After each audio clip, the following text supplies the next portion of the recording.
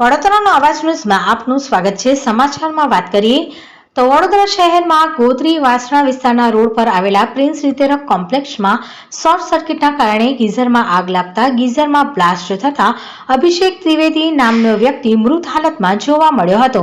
Fire બ્રિગેડને જાણ કરતા fire ઘટના સ્થળે પહોંચી આગળની કાર્યવાહી હાથ ધરી હતી, જેમાં ગોત્રી પોલીસના એસીપી એવી ખાટકર પણ ઘટના સ્થળ પર પહોંચી ગયા હતા। આગળની તપાસ ગોત્રી પોલીસ કરી રહી છે।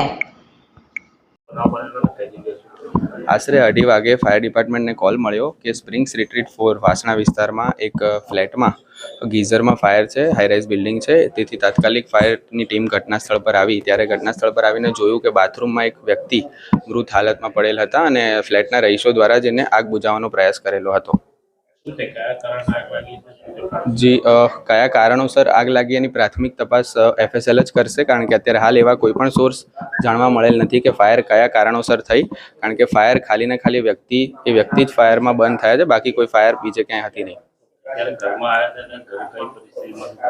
જી ઘરમાં આવ્યા ત્યારે ફ્લેટના રહીશો દ્વારા આગ બુઝાવવાનો પ્રયાસ થઈ ચૂક્યો હતો અને આગને બુઝાવી લેવામાંથી આવ્યા હતી।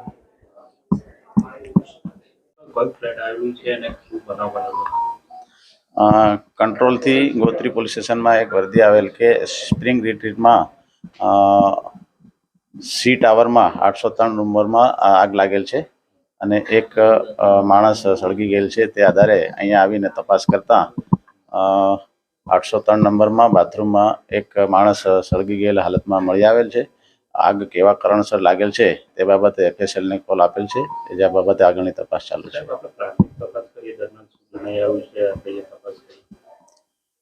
પ્રાથમિક તપાસમાં બાથરૂમમાં સળગેલ હાલતમાં અભિષેક ત્રિવેદી નામના ઈસમ 42 વર્ષના છે અને જે પોતે જીમ ટ્રેનર છે, એ પ્રાથમિક તપાસમાં જાણવા મળેલ છે અને આગળની તપાસ હાલમાં ચાલુ છે। ઘરમાં પ્રાથમિક તપાસમાં એવું જાણવા મળેલ છે કે એના ફાધર અને એ બંને અહીંયા સાથે રહેતા હતા અને સામે એ ટાવરમાં 601માં એના મોટા ભાઈ પણ રહેતા હતા, એ રીતની હકીકત જાણવા મળી છે।